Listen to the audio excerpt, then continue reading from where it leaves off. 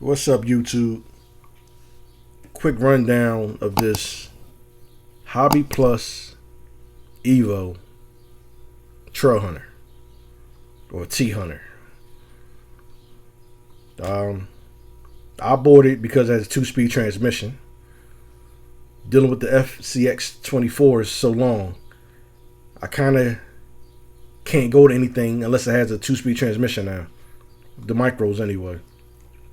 I feel as though they changed the bar or raised the bar with that. Changed the game, raised the bar by doing that.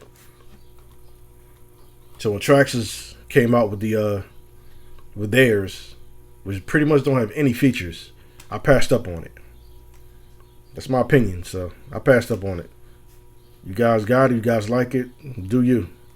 I passed up on it. Other Hobby Pluses, I always liked this model, how it looks, how it looked.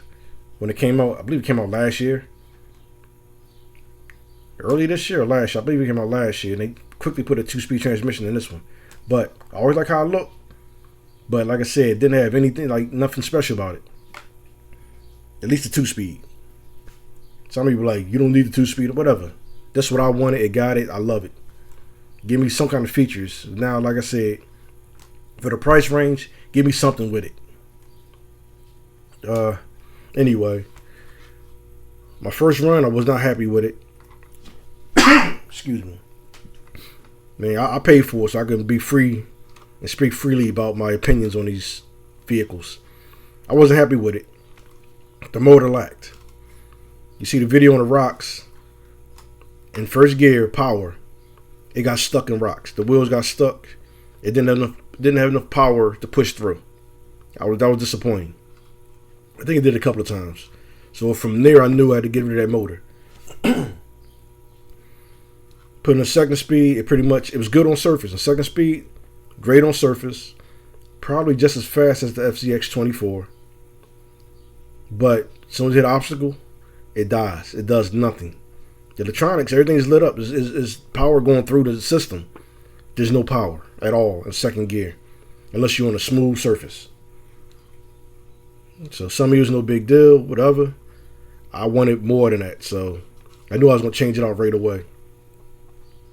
I had a Mofo Nano Bam, but unfortunately the motor shafts were too short. Couldn't use it in here. Then I thought about another brush motor, be quick and easy.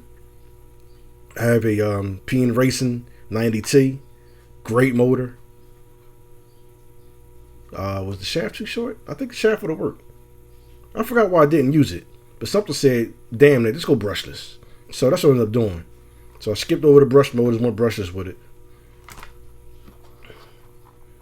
Probably can see the motor from under here. Yeah. So I had that on hand already. I should have did this a different angle. My lighting isn't the greatest. They said I got the Komodo 2000 kV in there. Brushless. Fury Tech. Magnet mount. I'll talk about that in a minute. So I got that in there, and it's being powered with a Fury Tech Lizard Ultimate.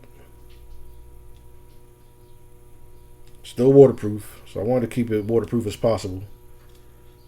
The ESC. Dumbo RC. Micro receiver in here. The radio. 6 channels. As you'll see, I'm using most of the channels. First, initially, I had the receiver over here. Then I said, no, I wanted the winch on this thing. And good enough, or lucky enough, NSDRC released this Nano winch. I don't know how long it's been out. I was looking at the reefs, because I have like several reefs winches already. But then this popped up in my search, which is smaller than the reefs. And it claims to have just as good specs. But like I said, it's smaller. It's exactly what I needed. So there it is. I made these trays on the side. I modified the tray to be a servo mount. Attached it right there. Made it the battery tray. Initially the battery's in the back box right here. I moved it to the front. just for easier access and bigger batteries. They come with these 6000s, which is bigger than the battery I'm using, but I got plenty of these and already changed the plugs. I don't know why it's plugged up. And I already changed the plugs over. So I know I was going to use this one. Plus I got some max amps. I got more batteries that fit this plate right here that I made also. As I was saying about the magnet mount for the body, came up with this. Because this is like one piece with many screws. And since I wanted to be able to get to my battery and change it, I came up with a magnet mount. Okay. I think that's it. The bumper is attached to the body initially. I took it off, mounted it to the chassis, put the lights in. Other than that, the lights will be hanging all over the place every time I take the body off. I put this here. This is fine. One cord. That's clean. That's what my light bar I put on. That's not an issue. That plus those two dangling from the bottom and all that. Excuse me. Just got in the way. So like an SCX24, that's mounted to the chassis. Put the lights in. It's done. One piece. Just put the body on and off as I need to. That's it. I believe that's it. All Hobby Plus upgrades on here. Aluminum axles. Servo on axle kit. It comes with the servo up in the chassis. Again, I didn't want it. I wanted to change it up, so it's down here. They give you the 4-link. But they give you the 2 small links with it up top. You have to move the links forward. The initial pan bar and 1 link. It's a longer link that goes back further on the frame. So get rid of the pan bar, get rid of that link. Use the 2 they give you, which are plastic. Everything else is aluminum. So aluminum axles, brass weight at the ends. I even used their aluminum, well, their steel drive shaft. I also had to cut about 4 millimeters off that. Before I couldn't go, it wouldn't touch the body, it wouldn't go up. It was too small, too long for it for some reason. Full bearings all through. It comes with bushings everywhere. I went through everything, changed them out, put all bearings in it. What am I missing? I think that's about it. I painted, of course, painted the accessories. Made up the decals. Made the stack on the side. The roof rack. Added the light bar.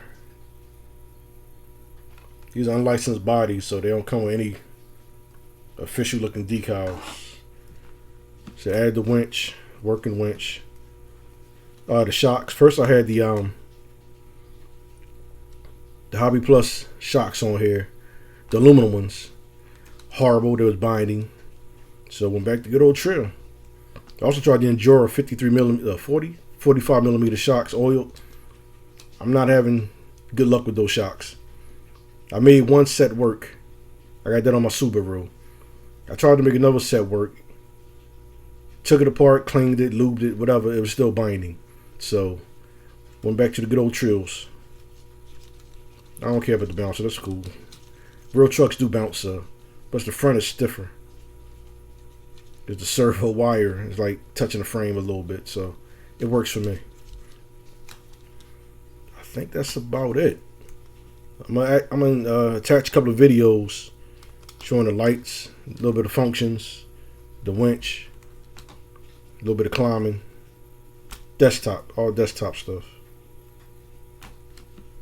Peace.